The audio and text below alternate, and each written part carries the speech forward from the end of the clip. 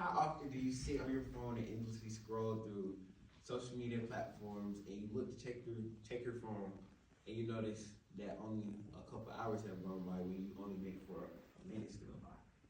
Soon after that, you notice you start to feel more stressed out or anxious than you were before, being that social media plays a big part in almost everyone's lives, especially us as college students and high school students. Normally, we look through our feed and post updates, but most of us don't notice how these platforms they move us on a day-to-day basis. And I know personally because I use these apps daily. Scrolling through apps like Instagram, TikTok, and Twitter, I've noticed that social media can sometimes cause stress while also being a distraction, especially when I'm trying to stay focused. Research shows that these effects are common among us as young adults, and social media can impact mental health by increasing anxiety and depression, affecting others' self-esteem, and other people finding themselves comparing themselves to others and losing sleep.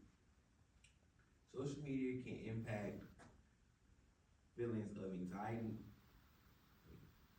feelings of anxiety, and also increase depression.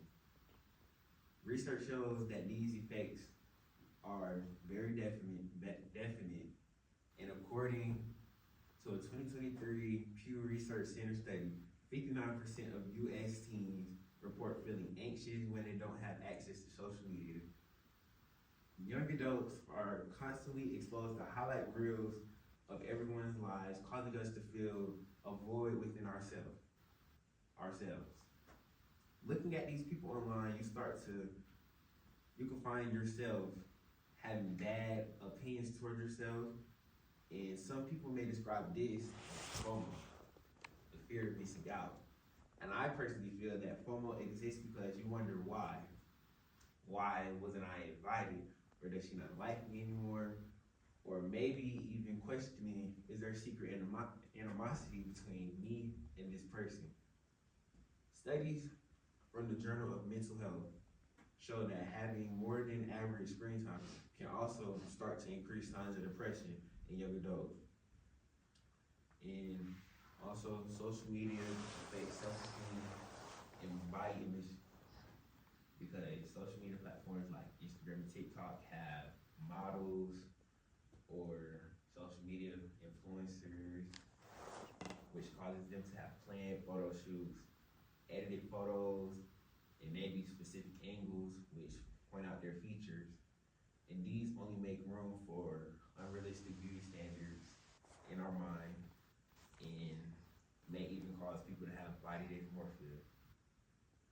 The American Psychological Association found that frequent exposure to idolized images can lead to body dissatisfaction, especially among teens, and we find ourselves constantly comparing ourselves or trying to have someone's life that isn't ours, and that can be very stressful to the body and the brain, making you less confident in your own looks.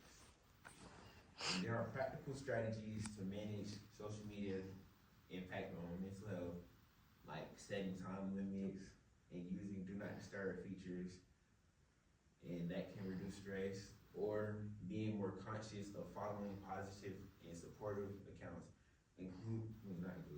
instead of comparison-based ones which help create more healthier online space and more healthy impact on your life or yourself.